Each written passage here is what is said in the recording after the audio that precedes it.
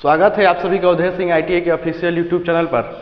तो जैसे कि आप जानते हैं कि फीटर ट्रेड का जो निमी क्वेश्चन बैंक है उसको हम लोग करा रहे हैं। तो जो वॉल्यूम 1 है यानी सेमेस्टर 1 का जो क्वेश्चन बैंक है उसको हम डिस्कशन फुली करा दिए हैं। अगर आप नहीं देखे हैं तो जाकर उसको अवश्य देखें। अब हम उसके बाद जो सेमेस्टर 2 है या वॉल्यूम 2 है उसको हम आज करेंगे। वो जो चैप्टर नेम है ड्रिलिंग है। तो इस वीडियो में आप लोग अंत तक बने रहें ताकि क्या है अच्छे से अच्छे इस डिस्कशन से आपको नॉलेज हो सके। और जो भी आप एग्ज़ाम देने वाले हैं या आप ITI का CBT एग्ज़ाम देने वाले हैं या कोई भी टेक्निकल एग्जामों की तैयारी कर रहे हैं उसके लिए कर रहे हैं तो निमी क्वेश्चन बैंक एक बेसिक कंसेप्ट मानकर इसको पढ़ना अवश्य होता है। तो आप लोग जो भी फीटर ट्रेड के लड़के हैं इस वीडियो को अंत तक देखें ताकि आपके एग्जाम में परीक्षा में अच्छा स्कोर करने के लिए आपको सहायता प्रदान कर सके। चलिए देखते हैं पहला क्वेश्चन। इसमें पहला क्वेश्चन दिया है कि रीमर में x के रूप में चिन्हित कोण का नाम क्या है। ठीक है, जो ये रीमर है इसमें x के रूप में चिन्हित किया हुआ है उसका नाम बताना है कि ये कौन सा कोण है। ठीक है, चलिए देखते हैं। पहले आप लोग को जानना होगा कि रीमर होता क्या है। ठीक है, रीमर होता क्या है। रीमर ये जब हम कोई वस्तु में होल करते हैं या किसी जॉब में क्या करते हैं, होल करते हैं, तो किसके माध्यम से करते हैं, ड्रिल के माध्यम से। ड्रिल के माध्यम से क्या करते हैं, होल करते हैं। तो होल को फिनिश करने के लिए होल कर लेंगे ड्रिल से। ड्रिल के होल करने के बाद जब हम उस होल को फिनिश करना होता है तो उसके लिए हम किसका प्रयोग करते हैं, रीमर का प्रयोग करते हैं। ठीक है, तो रीमर क्या है, किए गए होल को क्या करना, फिनिश करना, इसका काम है। ठीक है, अब यहाँ पर पूछ रहा है कि जो आपके एंगल बन रहा है ये, इस एंगल को क्या बोलते हैं। ठीक है, देखते हैं ऑप्शन में। रेक एंगल बोलते हैं, फ्लूट्स एंगल बोलते हैं, हेलिक्स एंगल बोलते हैं और क्लीयरेंस कोण बोलते हैं। तो इसमें जो राइट आंसर होगा हमारा C होगा, हेलिक्स एंगल बोलते हैं। क्या बोलते हैं, हेलिक्स एंगल बोलते हैं। क्या बोलते हैं, हेलिक्स एंगल। ठीक है, चलिए नेक्स्ट क्वेश्चन को देखते हैं। यहाँ पर भी देख सकते हैं आपको रीमर के प्रकार दिया हुआ है। ये मशीन रीमर है, ये हैंड रीमर है, ये हैंड टेप रीमर है। ठीक है, तो रीमर का काम क्या है, किए गए होल को ड्रिल के माध्यम से जो होल करते हैं उसको फिनिश करने का काम आता है। चलिए नेक्स्ट क्वेश्चन की ओर चलते हैं। ड्रिल के छेद को फिनिश करने के लिए प्रक्रिया क्या कहलाता है। देखिए अभी बताएं, अभी क्वेश्चन आ गया, कह रहा है कि ड्रिल किए हुए भाग को फिनिश करने के लिए जो प्रक्रिया होती है यानी ऑपरेशन जो होता है उसको क्या कहते हैं। देखिए ऑपरेशन समझते हैं। पहले फाइल के माध्यम से जब हम कटिंग करते हैं उसको क्या कहते हैं, फाइलिंग कहते हैं। हेक्सा के माध्यम से जो कटिंग करते हैं उसको क्या हेक्साइंग कहते हैं। उसी प्रकार जब हम किसी होल को फिनिश करना होता है तो उस ऑपरेशन का क्या नाम होता है। ठीक है, चलिए तो इस ऑपरेशन को हम लोग क्या अभी बताए हैं, रीमिंग बोलते हैं। किसी भी होल को फिनिश करने के लिए हम लोग क्या करते हैं, रीमर के माध्यम से क्या करते हैं, रीमिंग करते हैं। ठीक है, तो राइट आंसर ए सही हो जाएगा। चलिए नेक्स्ट क्वेश्चन की ओर चलते हैं। ये देख रहे हैं, इस प्रकार से हम क्या करते हैं, किसी होल को फिनिश करते हैं। नेक्स्ट क्वेश्चन है, क्यों हैंड रीमर के दांतों को असमान अंतराल होते हैं। ठीक है, क्यों हैंड रीमर में असमान अंतराल होते हैं। तो ऑप्शन में देखते हैं। ऑप्शन कह रहा है कि चेटरिंग कम करने के लिए, अधिक धातु निकालने के लिए, दक्षता बढ़ाने के लिए, टूल को जीवन बढ़ाने के लिए, माने उसका जो टूल का जो लाइफ है ज़्यादा करने के लिए। तो इसमें आंसर देखा जाए तो क्या हो जाएगा, रिड्यूस चेटरिंग, माने चेटरिंग को कम करने के लिए हैंड रीमर के दांतों में असमान अंतराल दिए जाते हैं। असमान अंतराल के मतलब कोई दांत छोटा, फिर उससे छोटा, उससे छोटा, मतलब उसके विभिन्न प्रकार के एंगलों में रखा जाता है। तो उसको किस लिए रखा जाता है कि क्या करे, वो चेटरिंग कम करे। ठीक है, चेटरिंग कम करने इसीलिए क्या है, दांतों को असमान अंतराल रखा जाता है। चलिए नेक्स्ट क्वेश्चन की ओर चलते हैं। नेक्स्ट क्वेश्चन है हमारा, ट्विस्ट ड्रिल में क्लीयरेंस एंगल का उद्देश्य क्या होता है। जो ट्विस्ट ड्रिल होता है उसमें क्लीयरेंस का उद्देश्य क्या होता है। चलिए देखते हैं ऑप्शन में। ऑप्शन में दिया है कि अपरिकृष्ट छिद्रों को रोके, ओवर साइज को छिद्रों को रोके, और दिया है किनारों के असमान कोण को रोके, और ड्रिल के किनारों को घर्षण को रोके। तो इसमें जो आंसर हो जाएगा आपका चौथा ही हो जाएगा। ड्रिल के किनारों को घर्षण से क्या करता है, रोकता है। ट्विस्ट ड्रिल के जो क्लीयरेंस एंगल होता है उसका उद्देश्य होता है कि क्या करे, ड्रिल के किनारे को घर्षण से क्या करेगा, रोकेगा। ठीक है, समझ में आ रही बात। क्वेश्चन को समझ लेना है, क्वेश्चन को समझकर आराम से उसको क्या बताना है, आंसर देना है। कह रहा है कि ड्रिल में जो क्लीयरेंस एंगल होता है उसका उद्देश्य क्या रहता है, क्यों रहता है, उद्देश्य उसका क्या है। तो ड्रिल के किनारे को क्या करना है, घर्षण से रोकने के लिए। ठीक है, घर्षण से रोकने के लिए उसका क्या है, क्लीयरेंस एंगल दिया जाता है। क्योंकि घर्षण करेगा तो क्या हो जाएगा, आपके जो हीट होने लगेगा ड्रिल, और क्या हो जाएगा, बहुत जल्दी उसका धार खत्म हो जाएगा। तो घर्षण से रोकने के लिए क्या है, ड्रिल में जो है क्लीयरेंस एंगल दिया जाता है। अब क्लीयरेंस एंगल देखा जाए तो 8 से कितना होता है, 12 डिग्री होता है। ठीक है, ये आपको एग्जाम में पूछ सकता है कि ड्रिल का क्लीयरेंस एंगल कितना होता है, तो 8 से 12 डिग्री होता है। चलिए नेक्स्ट क्वेश्चन की ओर चलते हैं। नेक्स्ट क्वेश्चन है हमारा कि रिवेटिंग के लिए काउंटर सिंकिंग का कोण कितना होता है। रिवेटिंग जब करते हैं तो उसका काउंटर सिंकिंग, पहले काउंटर सिंकिंग कैसा क्या होता है। काउंटर सिंकिंग के मतलब जब कोई होल करते हैं तो उसमें क्या है, हेड को बैठाना होता है। तो हेड को बैठाने के लिए हम क्या करेंगे, इसको बैठाने के लिए इस टाइप से होल करेंगे। तो वही कह रहा है कि रिवेटिंग के लिए काउंटर सिंकिंग करने का कोण कितना होता है। ये जो एंगल बनेगा, ये जो एंगल बन रहा है, इस एंगल कितने डिग्री का है, ठीक है। तो कितने डिग्री का होता है, 90 डिग्री का होता है। कितना डिग्री का होता है, 90 डिग्री का होता है। अच्छा ये क्या चीज़ दिया है रिवेटिंग के लिए, तो रिवेटिंग के लिए कितना हो जाता है आपका, रिवेटिंग के लिए देखते हैं पहले। रिवेटिंग के लिए 75 और 80 और 90 और 180। देखिए इसमें रिवेटिंग के लिए कितना हो जाएगा, 75 हो जाएगा, ठीक है, 75 हो जाएगा काउंटर सिंकिंग के लिए। चलिए नेक्स्ट क्वेश्चन की ओर चलते हैं। नेक्स्ट क्वेश्चन है ड्रिलिंग करते समय ड्रिल के ओवर हीट होने का क्या उद्देश्य है, ठीक है। ओवर हीट क्यों हो जाता है, जब ड्रिल करते हैं किसी भी जॉब में तो ओवर हीट क्यों हो जाता है, ठीक है। तो ओवर हीट होने का कारण पूछ रहा है। तो ऑप्शन में देखते हैं, ड्रिल सही ढंग से नहीं पकड़ी गई होती है, कार्यखंड सही ढंग से नहीं पकड़ी हुई होती है, और क्लीयरेंस एंगल क्या है, सही नहीं होता है, ठीक है। तो क्लीयरेंस एंगल सही नहीं होता है। और चौथा दिया है चिप्स के कारण फ्लूइड्स ब्लॉक हो जाता है। तो इसमें कौन सा ऑप्शन सही हो जाएगा आपका, ऑप्शन जो होगा सी सही हो जाएगा। क्या, क्लीयरेंस जो होता है एंगल सही नहीं होता है। आपको भी बताया अभी कि क्लीयरेंस एंगल सही नहीं होने से क्या होता है, वो हीट होने लगता है। अगर ज़्यादा हो जाए क्लीयरेंस एंगल तो क्या होगा, उसका घर्षण बढ़ जाएगा। जब घर्षण बनेगा तो हीट होने लगेगा, ठीक है। तो यही बता रहे ड्रिल करते समय ड्रिल का ओवर हीट होने का क्या उद्देश्य रहता है, क्लीयरेंस एंगल सही नहीं होने के कारण क्या होता है, ओवर हीट होने लगता है। अगर क्लीयरेंस एंगल ज़्यादा या कम रहेगा तो क्या हो जाएगा, घर्षण उसका बढ़ जाएगा। मतलब ज़्यादा रहे तो क्या होगा, घर्षण बढ़ेगा। जब घर्षण बनेगा कोई चीज़ में तो क्या हो जाएगा, गर्म हो जाता है। तो यही है उस ओवर हीट का कारण क्या होता है, क्लीयरेंस एंगल सही नहीं होना। तो राइट आंसर क्या हो जाएगा हमारा, सी हो जाएगा। चलिए नेक्स्ट क्वेश्चन के चलते हैं। नेक्स्ट क्वेश्चन है हमारा, कह रहा है कि दी गई गहराई के लिए छिद्र को बड़ा करने के लिए ऑपरेशन का क्या नाम है, ठीक है। दी गई जो होल है उसमें क्या है, छिद्र को बड़ा करना होगा, तो हम उसके लिए क्या करेंगे, ठीक है। उसके लिए क्या करेंगे, तो दिया है रिमिंग दिया है, स्पॉट फिशिंग दिया है, काउंटर बोरिंग दिया है, काउंटर सिंकिंग दिया है। तो जो दी गई गहराई जो है उसको छिद्र को क्या करना है, बड़ा करना है। छिद्र को बड़ा करने के लिए ऑपरेशन का नाम क्या है हमारा, काउंटर बोरिंग है। क्या है, काउंटर बोरिंग है। देख रहे हैं यहाँ पर जो छिद्र है उसको क्या करना है, बड़ा कर रहे हैं, तो उसको हम लोग क्या कहेंगे, काउंटर बोरिंग कहते हैं। चलिए नेक्स्ट क्वेश्चन की ओर चलते हैं। नेक्स्ट क्वेश्चन है हमारा कि यदि ये ड्रिल के क्लीयरेंस कोण अधिक हो तो क्या होगा। अभी क्वेश्चन आया था, ठीक है। जब ड्रिल का क्लीयरेंस कोण अधिक हो जाएगा तो क्या हो जाएगा। चलिए ऑप्शन में देख रहे हैं। पहले कटिंग एज ब्लस्ट हो जाएगा, ब्लंट हो जाएगा, मतलब धार उसकी क्या हो जाएगी, खत्म हो जाएगी। और बी में दिया है कटिंग एज तेज नहीं होगा, और सी में दिया है कटिंग एज कमजोर हो जाएगा, और डी में दिया है कटिंग एज मटेरियल को नहीं काटेगा, ठीक है। तो क्या हो जाएगा इसका आंसर जो देख रहे हैं, इसमें जो होगा कटिंग एज क्या हो जाएगा, उसका कमजोर हो जाएगा, ठीक है। जब ड्रिल का क्लीयरेंस कोण अधिक हो जाएगा तो कटिंग एंगल उसका क्या हो जाएगा, एज कमजोर हो जाएगा। क्यों हो जाएगा, जब कोई जब उसका एक क्लीयरेंस एंगल बढ़ा देते हैं तो क्या घर्षण करेगा तो हीट होगा, अब हीट होगा तो क्या हो जाएगा, कमजोर हो जाएगा। तो ये क्या हो जाएगा, इसका आंसर सही हो जाएगा कमजोर हो जाना, ठीक है। ड्रिल का क्लीयरेंस कोण अधिक रखेंगे तो क्या हो जाएगा, वो कमजोर हो जाएगा। चलिए देखते हैं कि यदि ड्रिलिंग के दौरान स्पिंडल केंद्र से बाहर चल रहा है तो क्या होगा।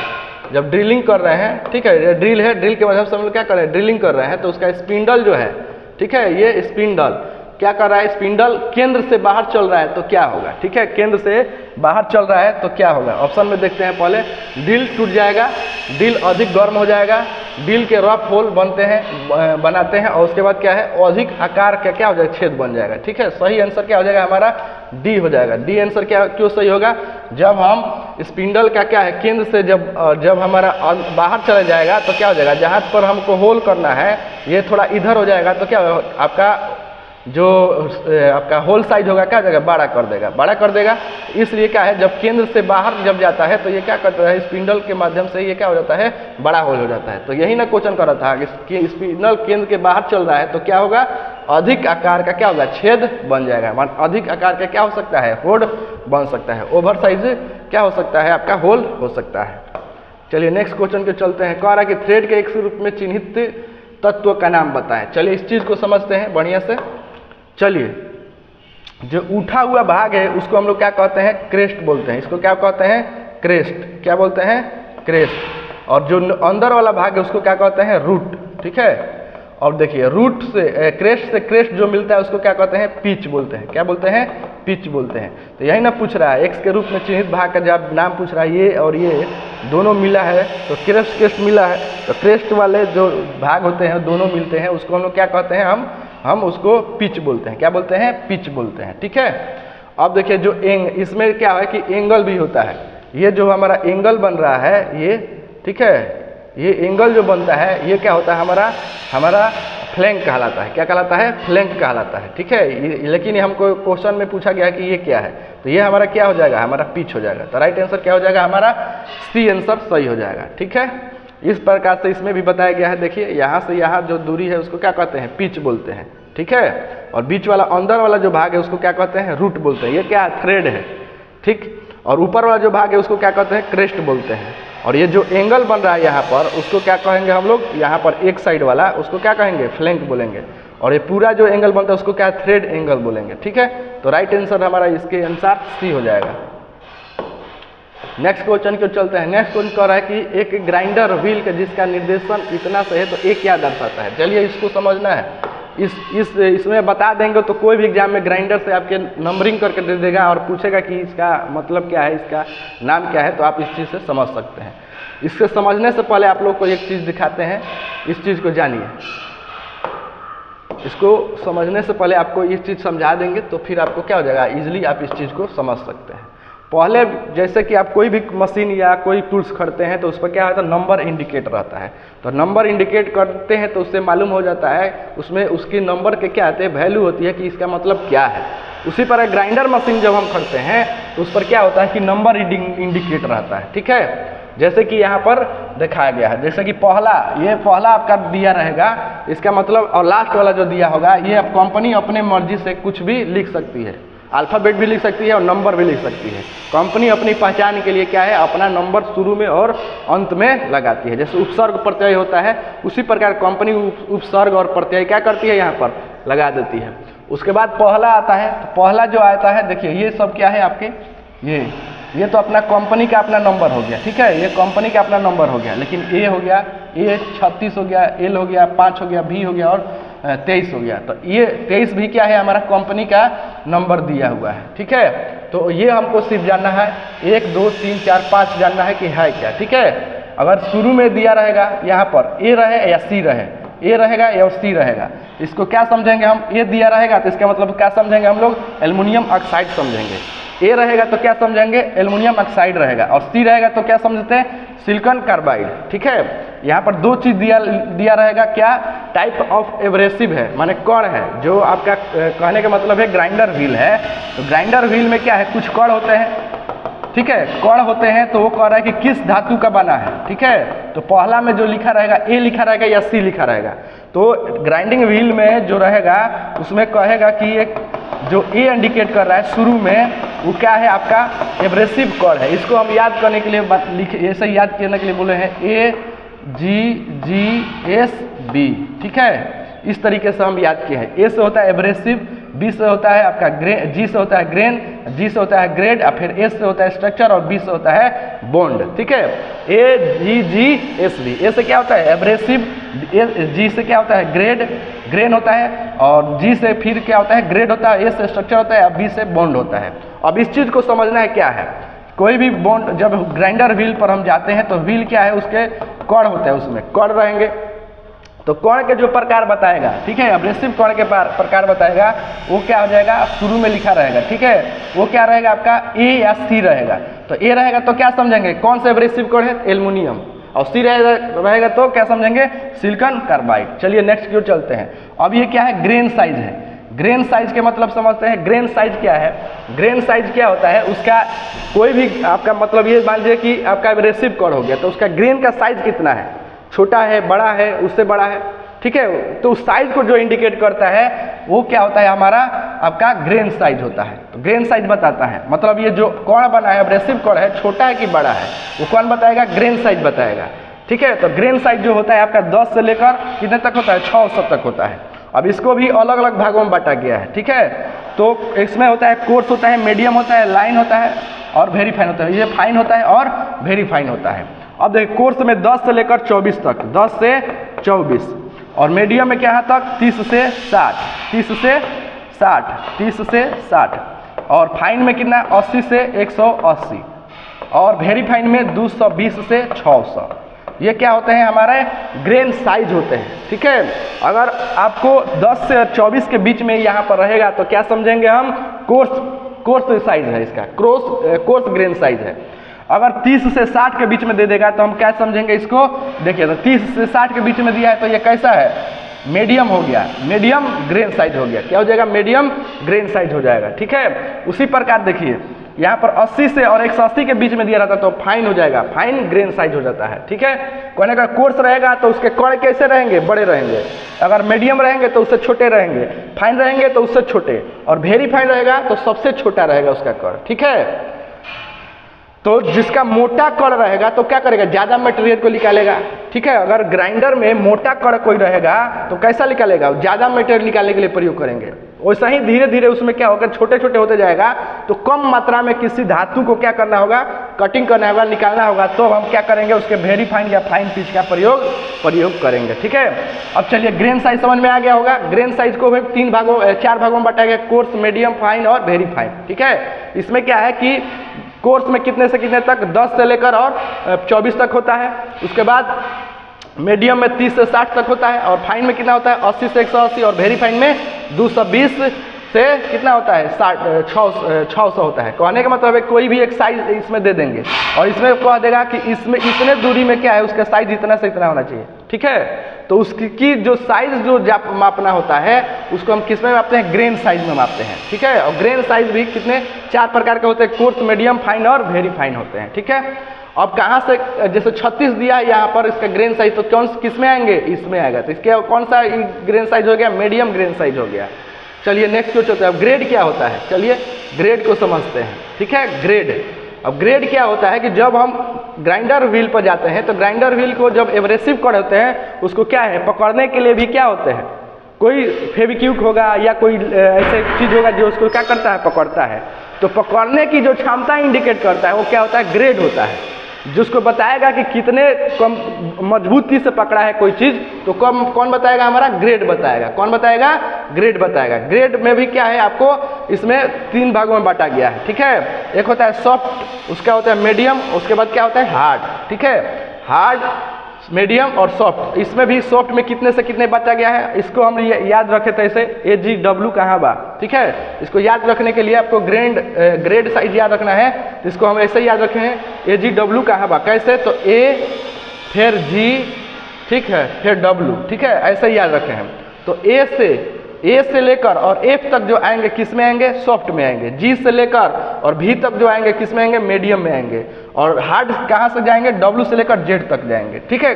और ये इसका मतलब क्या बता रहा है कि कोई आपका जो ग्रेन है वो कैसे पकड़ा हुआ है, कितने मजबूती से पकड़ा है। तो A से F में रहेगा तो क्या हो जाएगा, हल्का, मतलब सॉफ्ट तरीके से पकड़ा होगा।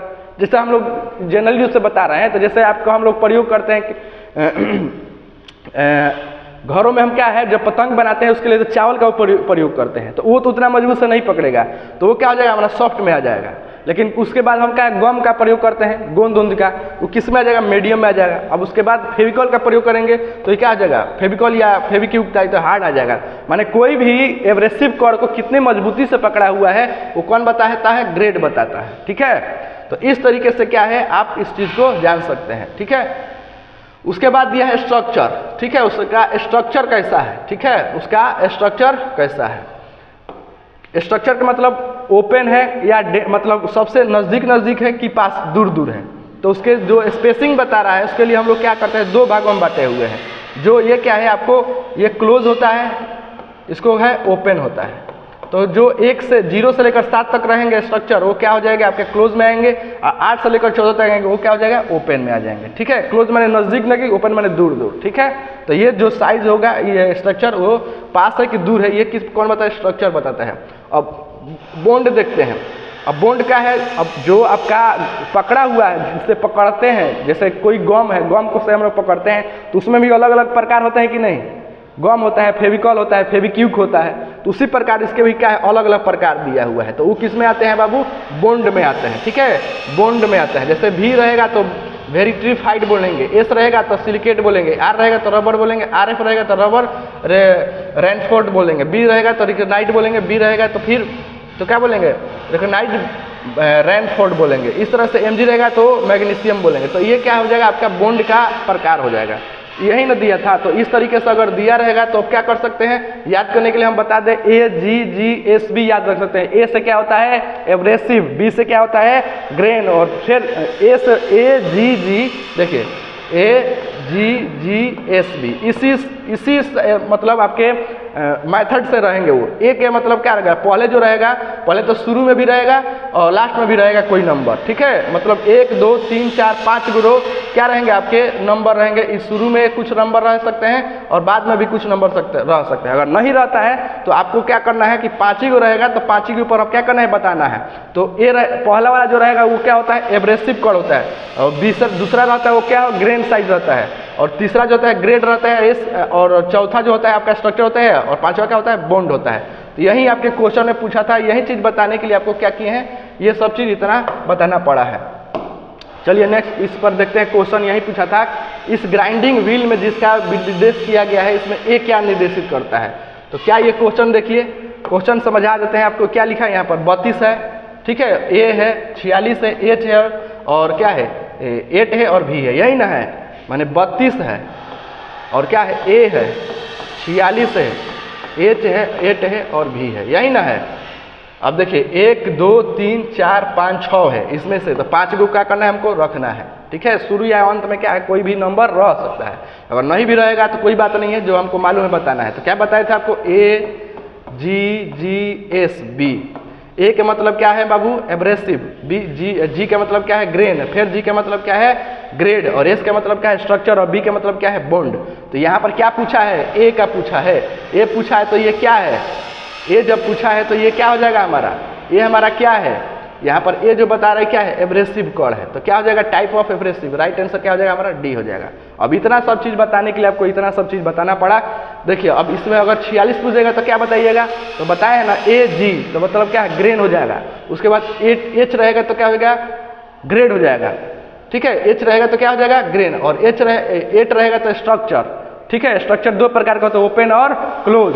तो जो पास रहेगा वो क्या है, वो ओपन रहेगा 0 से लेकर 7 तक, और 8 से लेकर क्या है आपका 14 तक कितना हो जाएगा आपका, ओपन हो जाएगा, मतलब दूर हो जाएगा। तो 8 है, तो ये 8 से 8 में आ रहा है, माने 8 से आपको 14 में आ रहा है, तो ये क्या हो जाएगा आपका, ओपन में आ जाएगा, ठीक है। और भी दिया है, भी पूछ रहा है, तो ये जो आपके जो बॉन्ड है, बॉन्ड के प्रकार दिया है, ठीक है।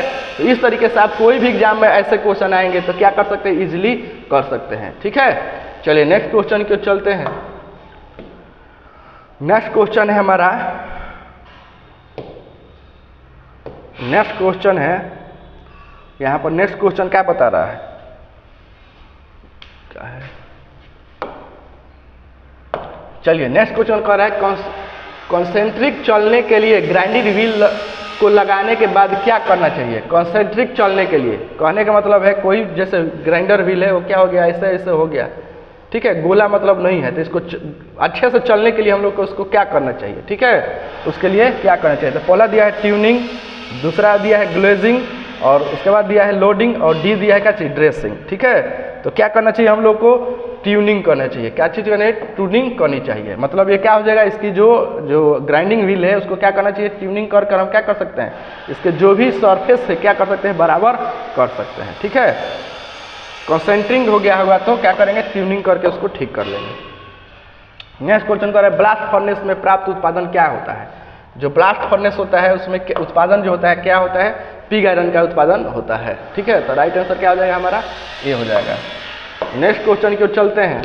नेक्स्ट क्वेश्चन है हमारा कि मैग्नेट बॉल बेयरिंग और कास्ट कटिंग टूल्स के निर्माण के लिए किस धातु का उपयोग करते हैं, ठीक है। बॉल बेयरिंग या आपके कटिंग टूल्स होते हैं, उसके निर्माण के लिए हम लोग किस धातु का प्रयोग करते हैं, ठीक है, किस धातु का प्रयोग करते हैं। तो देखो कोबाल्ट दिया है, कैनेडियम दिया है, वेनेडियम दिया है, और मेलिबेडिनम दिया है। ठीक है, तो जो भी बॉल बियरिंग होता है या कटिंग टूल्स जो बनाया गया होता है उसके लिए हम लोग कोबाल्ट का प्रयोग करते हैं। किसका?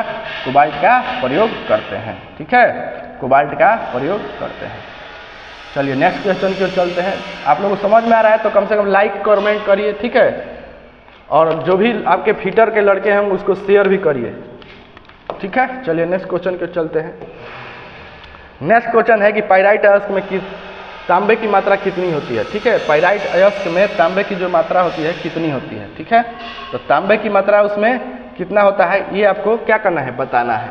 तो ये ऑप्शन में देख रहे हैं क्या होगा। ऑप्शन में दिया है 0.015, बी में दिया है 0.32 और सी में दिया है 0.05।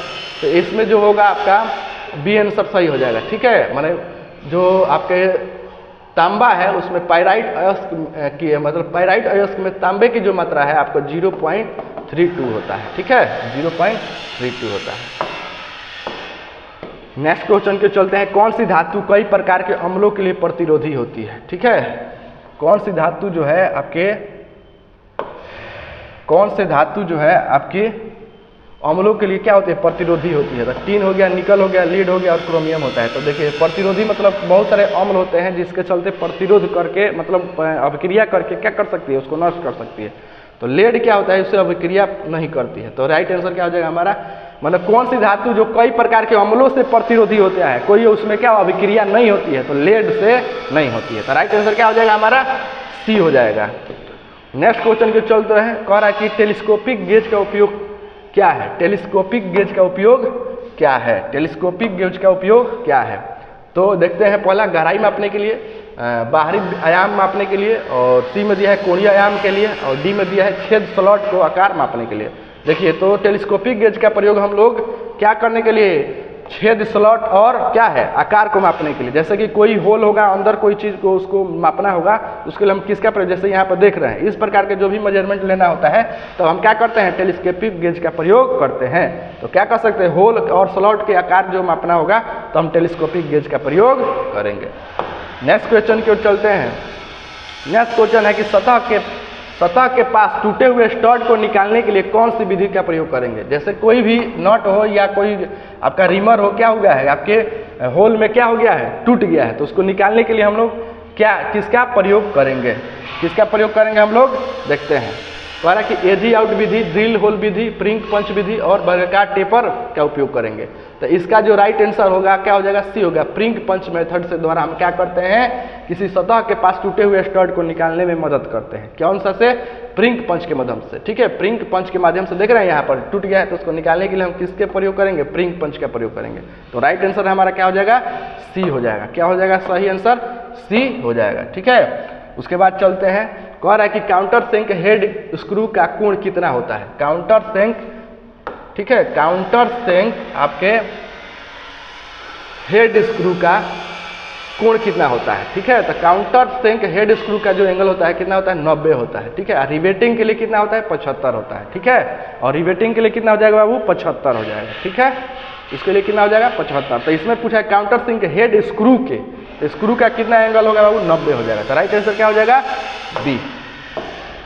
नेक्स्ट क्वेश्चन पे चलते हैं। नेक्स्ट क्वेश्चन है ड्रिल बिट में एक्स के रूप में जो चिन्हित भाग है उसको क्या करना है, आपको बताना है। ठीक है, तो एक्स के रूप में जो चिन्हित भाग है उसको क्या करना है, बताना है। पहला दिया है कोण, छीजल का कोण माने छीजल एंगल, उसके बाद रेक एंगल, उसके पॉइंट एंगल और उसके बाद लिप क्लियरेंस एंगल। तो अभी जो बताए थे शुरू में ही क्वेश्चन में आया था, तो ये क्या है आपका, लिप क्लियरेंस एंगल हो जाएगा। लिप क्लियरेंस एंगल हो जाएगा। तो राइट आंसर क्या हो जाएगा हमारा, डी हो जाएगा। चलिए नेक्स्ट क्वेश्चन की ओर चलते हैं। नेक्स्ट क्वेश्चन है हमारा, नेक्स्ट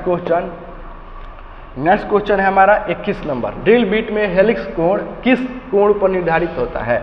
ठीक है, तो ड्रिल बिट जो है आपके हेलिक्स एंगल किस पर निर्धारित होता है, देखते हैं। कह रहा है कि बिंदु कोण हो गया, आपका रेक कोण हो गया, छीजल कोण हो गया, क्लियरेंस कोण हो गया। तो ड्रिल बिट के जो हेलिक्स कोण होता है किस पर निर्धारित होता है, तो किस पर निर्धारित करता है, आपका रेक एंगल पर। किस पर निर्धारित करता है, रेक एंगल पर। तो राइट आंसर क्या हो जाएगा हमारा, बी हो जाएगा सही। ठीक है, बी आंसर सही हो जाएगा। उसके बाद नेक्स्ट क्वेश्चन के चलते हैं। नेक्स्ट क्वेश्चन है 22 नंबर।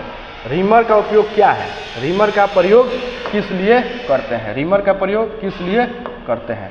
तो रीमर का प्रयोग किस लिए करते हैं, छेद करना होता है इसलिए, या छेद को बड़ा करना होता है इसलिए, कि छेद को थ्रेडिंग करना होता है इसलिए, या ड्रिल किए हुए छेद को सही आकार में फिनिश करने के लिए। ठीक है, तो रिमर का प्रयोग हम लोग जो ड्रिल किया हुआ भाग होता है उसमें क्या है, ड्रिल को होल को क्या करने के लिए, सही आकार में फिनिश करने के लिए उसको किसका प्रयोग करते हैं, रिमर का प्रयोग करते हैं। ठीक है, अगर कोई ड्रिल हुआ भाग है उसको क्या करना है, सही तरीके से फिनिश करना है, उसको फिनिश में लाना होता है होल को, तो हम लोग रिमर का प्रयोग करते हैं। तो राइट आंसर क्या हो जाएगा, ड्रिल किए हुए भाग को सही आकार में फिनिश करने के लिए, तो राइट आंसर डी हो जाएगा। चलिए नेक्स्ट क्वेश्चन के चलते हैं। नेक्स्ट क्वेश्चन है and twist drill type A, मतलब टाइप एंड ट्विस्ट ड्रिल का उद्देश्य क्या है। ठीक है, एन टाइप के जो ट्विस्ट ड्रिल होता है उसका उद्देश्य क्या होता है। ठीक है, उसका उद्देश्य क्या होता है। ठीक है, चलिए देखते हैं। कठोर मटेरियल का इस्तेमाल करना, भंगुर सामग्री का इस्तेमाल करना, नरम सख्त सामग्री का उपयोग करना, सामान्य एवं निम्न कार्बन स्टील का उपयोग करना। तो एन टाइप जो होता है ना, इसके लिए हम लोग किसके लिए प्रयोग करते हैं, निम्न कार्बन स्टील का उपयोग किया जाता है। ठीक है, मतलब use for normal low carbon steel के लिए प्रयोग किया जाता है एन टाइप के ट्विस्ट ड्रिल का। ठीक है, ट्विस्ट ड्रिल का, एन टाइप के ट्विस्ट ड्रिल का प्रयोग किया जाता है। इसमें देखते हैं, इसमें एस टाइप का भी होता है और एन टाइप का भी होता है और एस टाइप का होता है। ठीक है, तो अलग अलग का अलग अलग प्रयोग है, एन टाइप, एस टाइप और एस टाइप। इसमें क्या है, एस एन टाइप का दिया है तो सामान्य कार्यों के लिए हम इसका प्रयोग करते हैं। चलिए नेक्स्ट क्वेश्चन के चलते हैं। नेक्स्ट क्वेश्चन है 24 नंबर, कह रहा है कि कौन सी रिमर में लंबा टेपर लीड होता है। ठीक है, कौन से रिमर में लंबा टेपर लीड होता है। चलिए, हैंड रिमर हो जाएगा, सॉकेट रिमर हो गया, मशीन रिमर हो जाएगा और हेलिकल रिमर हो जाएगा। तो इसके लिए क्या हो जाएगा, हमारा ए सही हो जाएगा। ठीक है, क्या हो जाएगा, ए सही हो जाएगा। कौन सा reamer, hand reamer. Hand reamer क्या है, हैंड के मतलब अपने हाथों के द्वारा क्या है हम लोग चलाते हैं, उसको क्या कहेंगे, हैंड रिमर बोलेंगे। ठीक है, तो ये क्या हो जाएगा, कौन से रिमर में लंबा टेपर लीड होता है, तो क्या हो जाएगा, हैंड रिमर हो जाएगा। क्या हो जाएगा आपका, हैंड रिमर। क्या कह रहा है कि कौन से जो लंबा टेपर कह रहा है, टेपर जब कहेगा बाबू तो सॉकेट रिमर हो जाएगा। क्या हो जाएगा, socket reamer is right answer हो जाएगा। क्या है, ठीक है, टेपर कहा है तो socket reamer is right answer, B हो जाएगा सही। चलिए नेक्स्ट क्वेश्चन क्यों चलते हैं। टेपर क्या होता है, देख रहे हैं यहाँ पर, ये तिरछा जो है वो क्या है आपका, टेपर बताता है। क्या बताता है, टेपर बताता है। तो इस तरीके से ये होता है। चलिए नेक्स्ट क्वेश्चन क्यों चलते हैं। नेक्स्ट क्वेश्चन जो है हमारा 25वां क्वेश्चन। 25 नंबर क्वेश्चन कह रहा है कि पायलट के साथ हैंड रिमर के पायलट का कार्य क्या है। देखिए, पायलट जो हम लगाते हैं रिमर में तो उसका प्रयोग किस लिए करते हैं। ठीक है, तो होल के आकार को सही रखने के लिए, होल के बर को दूर करने के लिए, रिमर के सुचारू कार्यप्रणाली को प्रदान करने के लिए, कि रिमर के रिम्ड होने के वाले होल के साथ कॉन्सेंट्रिक करने के लिए। तो राइट आंसर हमारा डी हो जाएगा। राइट आंसर क्या हो जाएगा हमारा, डी हो जाएगा। राइट आंसर क्या हो जाएगा, डी। रिमर के रिम्ड होने वाले होल के साथ क्या है, कॉन्सेंट्रिक करने रहेंगे, मतलब वो पायलट इसलिए लगा दिया जाता है कि क्या है, जब हम रिमिंग करें तो क्या हो, कॉन्सेंट्रिक मतलब तिरछा ना हो, इसलिए उस पायलट का प्रयोग करते हैं। तो राइट आंसर हमारा क्या हो जाएगा, डी हो जाएगा। चलिए 26 नंबर क्वेश्चन के चलते हैं। तो 26 नंबर हमारा क्वेश्चन है, 26 नंबर क्वेश्चन है, कह रहा है कि ड्रिल के बिंदु कोण कौन तय करता है। ड्रिल का जो बिंदु कोण होता है माने आपका पॉइंट एंगल, वो कौन माने बताता है, माने कितना रहेगा। पहले देखते हैं, ड्रिल मटेरियल बताता है, उसके बाद जॉब मटेरियल, काटने की गति और ड्रिल की साइज। देखिए, ड्रिल की कितनी उसका माने पॉइंट एंगल होना चाहिए, वो कौन बताता है, आपका जॉब मटेरियल। अब जॉब कैसा है, हार्ड है कि सॉफ्ट है, ठीक है, उस पर निर्भर करता है कि हम लोग ड्रिल बिट का जो पॉइंट एंगल है कितना रखेंगे। तो राइट आंसर क्या हो जाएगा हमारा, बी हो जाएगा। ठीक है, क्या हो जाएगा, बी इज राइट आंसर। चलिए नेक्स्ट क्वेश्चन को चलते हैं। नेक्स्ट क्वेश्चन है हमारा कि 10 mm के छेद के रिमिंग करने के लिए ड्रिल का आकार क्या होगा। अंडर साइज 0.25 और ओवर साइज 0.05 दिया है। देखिए, इसका फॉर्मूला होता है आपका RDS। क्या होता है, RDS। RDS इक्वल टू क्या होता है, रिमर साइज माइनस, ठीक है, अंडर साइज प्लस क्या होता है 0.5। ठीक ठीक है, क्या होता है 0.5। अब देखिए अंडर साइज क्या होता है, अलग अलग के लिए अलग जिससे रिमर होता है उसके लिए अलग अलग होता है, जिसका उसका डायमीटर अलग अलग रहेगा तो क्या हो जाएगा उसके अंडर साइज भी क्या अलग अलग रहेगा। अगर जीरो से अगर 5 तक रहता है रिमर का डायमीटर साइज तो उसके लिए हम लोग कितना रखते हैं 0.1 से लेकर 0.2 रखते हैं। उसी प्रकार 5 से लेकर और 20 तक रखते हैं, उसके लिए हम कहाँ रखते हैं 0.2 से लेकर 0.3 रखते हैं, ठीक है। उसके बाद क्या है 21 से लेकर और 50 होता है तो उसके लिए हम लोग कहाँ रखते हैं 0.3 से 0.5 रखते हैं। और 50 से ज़्यादा के लिए अगर रिमर का जो डायमीटर साइज रहेगा उसके लिए हम लोग कहाँ रखेंगे आपको 0.5। 50 से अगर अधिक रहता है तो 0.5 से लेकर और 1 mm तक रखते हैं। तो यहाँ पर क्या पूछ रहा है, यहाँ पर पूछ रहा है कि 10 mm के छेद के रिमिंग करने के लिए आकार क्या होगा। तो 10 mm इसी में ना आएगा, 10 mm किस में आएगा, 10 mm हमारा आपको 5 से 20 आ रहा है तो 10 mm इसी में ना आ रहा है। तो इसके लिए हम लोग क्या करेंगे, 10 दिया है तो उसका अंडर साइज कितना लेंगे हम लोग 0.2 लेंगे, ठीक है।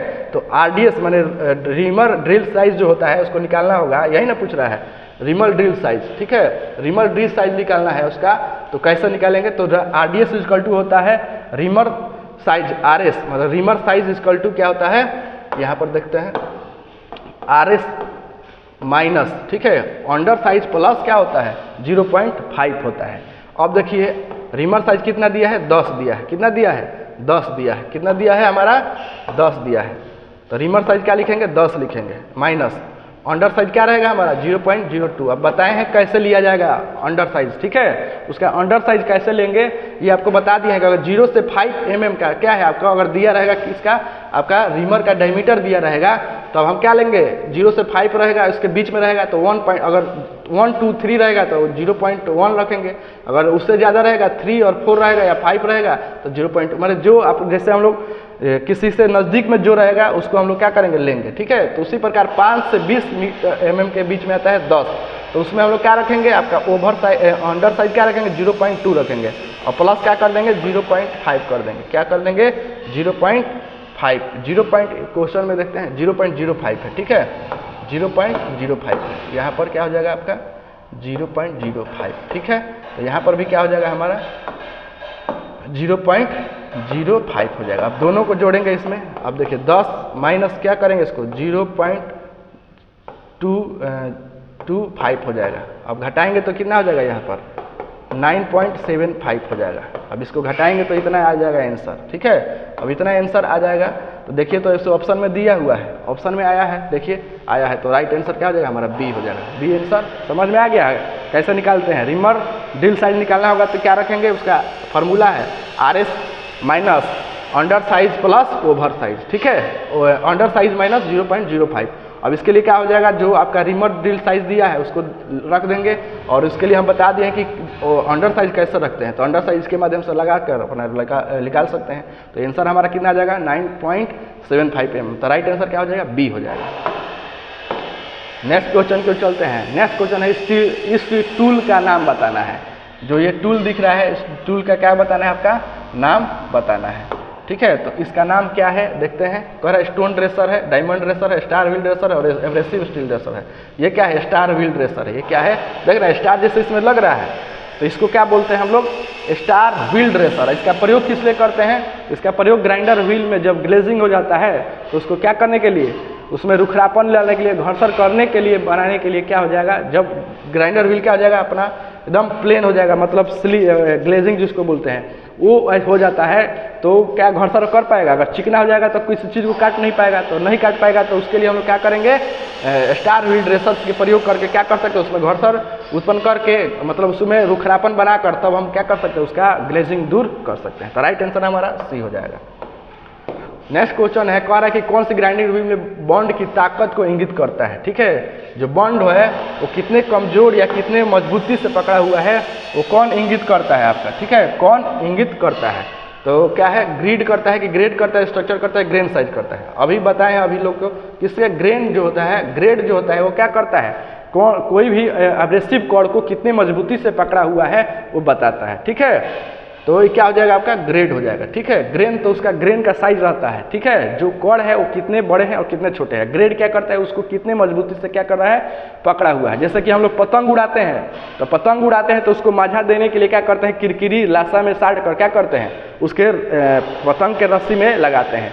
तो वहीं जो हमारा किरकिरी होता है वो एब्रेसिव कण हो जाएगा, और जो हमारा जो फेविकॉल हो गया वो क्या हो जाएगा, हमारा आपका ग्रेड हो जाएगा। ठीक है, और कितने मजबूती से पकड़ा हुआ है यही ना पूछ रहा है। तो कौन सी व्हील में बॉन्ड की ताकत इंगित करता है, तो कौन, ग्रेड। ठीक है, चलिए नेक्स्ट क्वेश्चन की ओर चलते हैं।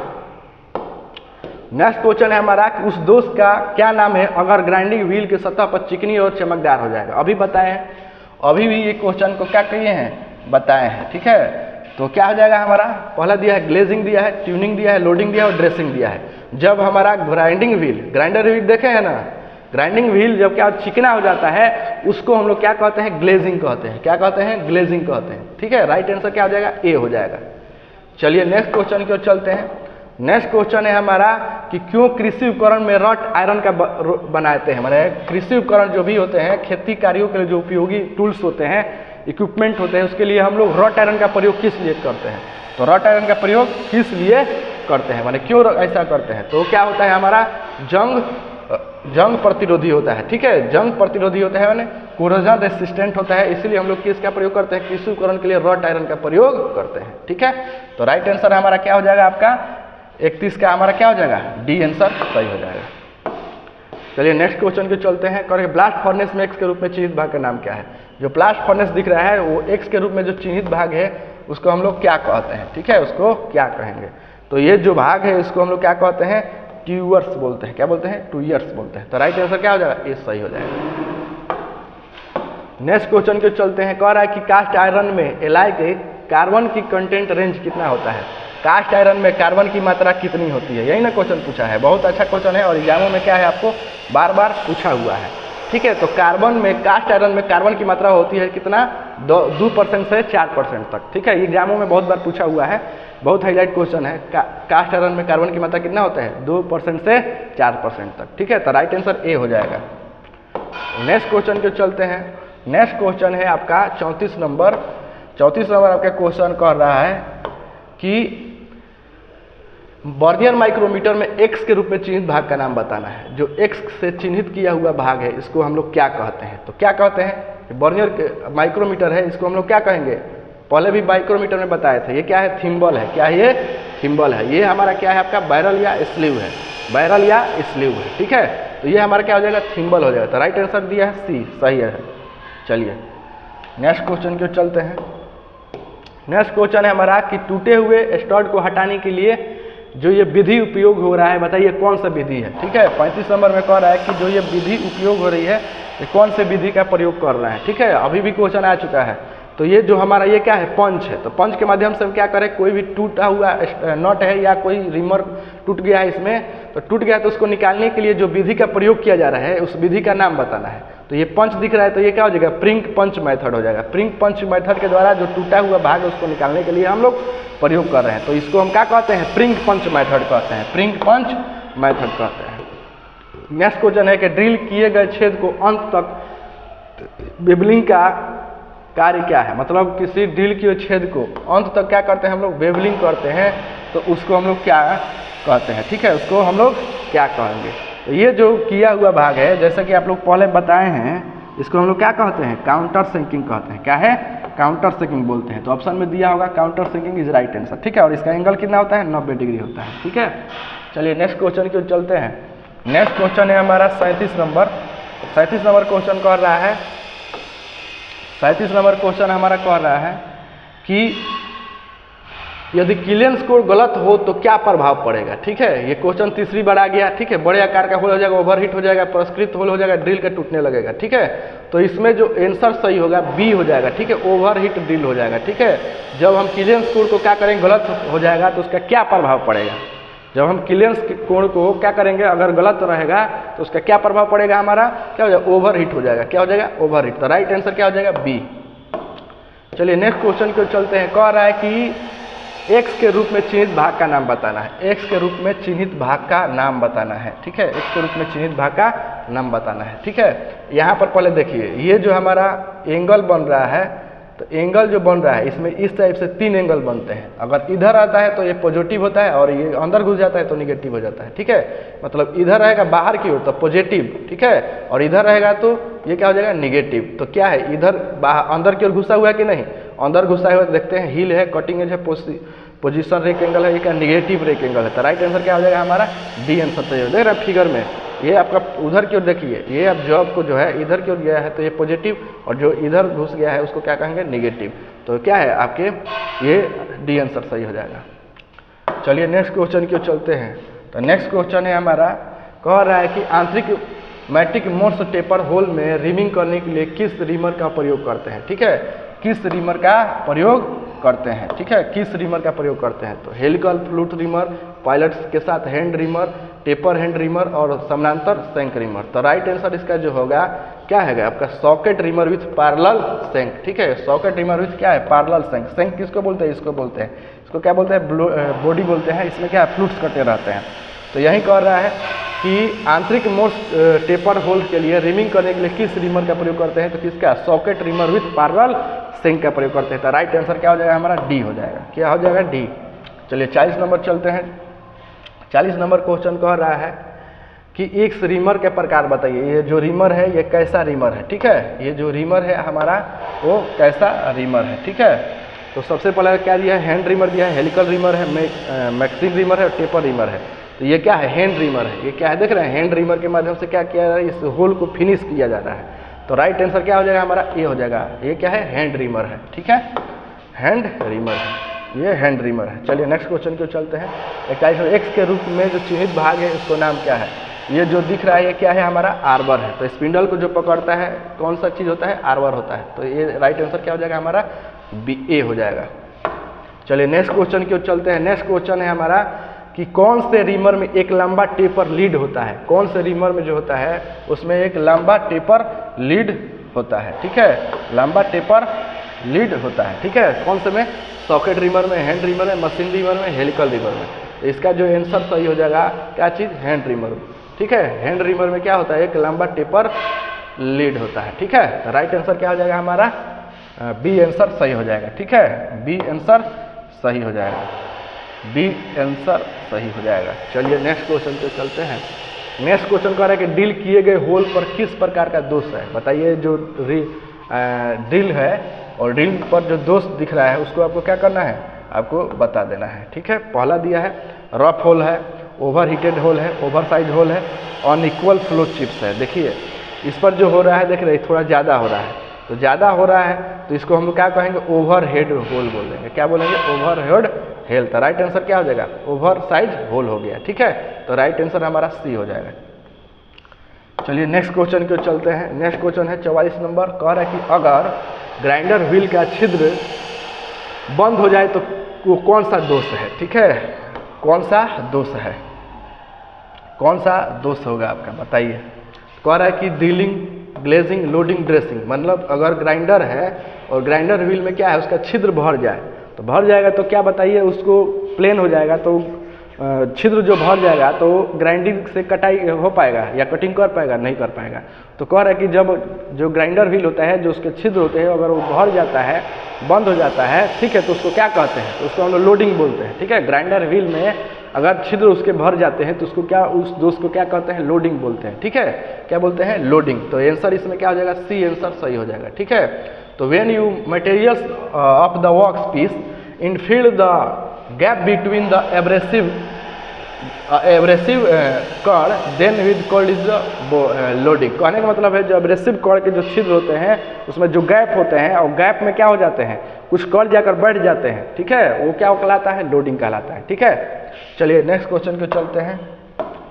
नेक्स्ट क्वेश्चन है हमारा, कह रहा है कि किस कास्ट आयरन में मशीन टूल के कंपन और टूल सेटरिंग को कम करने की क्षमता होती है। देखिए किस कास्ट आयरन के मशीन टूल्स के कंपन और टूल्स करने में क्या होती है आपका क्षमता होती है। तो 45 नंबर क्वेश्चन के हमारा देख रहे हैं।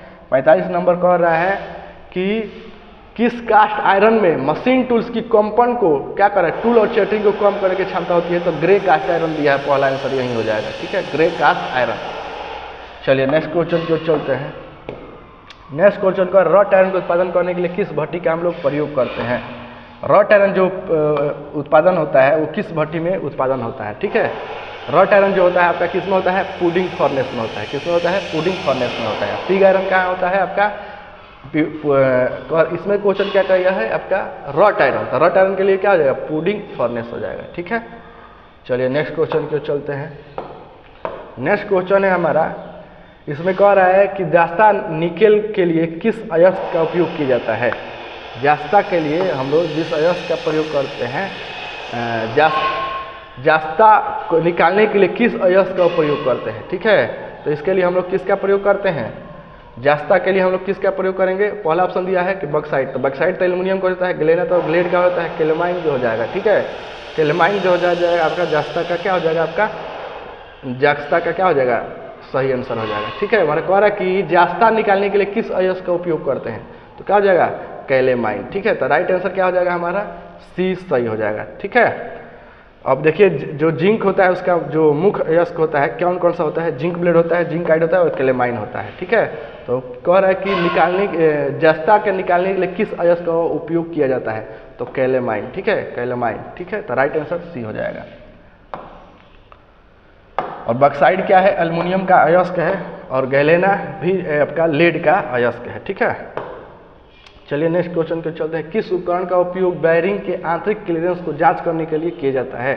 किस उपकरण का प्रयोग बेयरिंग के आंतरिक क्लियरेंस को जांच करने के लिए हम लोग प्रयोग करते हैं, ठीक है। तो 48 नंबर क्वेश्चन आपका कह रहा है कि जो आपके कौन सा उपकरण हो जो आंतरिक क्लियरेंस को जांच करने के लिए हम लोग प्रयोग करेंगे। तो किसका प्रयोग करेंगे, डेप्थ गेज का। डेप्थ गेज के माध्यम से क्या करते हैं, आंतरिक जो क्लियरेंस होता है उसको जांच करने के लिए हम लोग इसका प्रयोग करते हैं। तो डेप्थ गेज का प्रयोग, सी आंसर राइट हो जाएगा।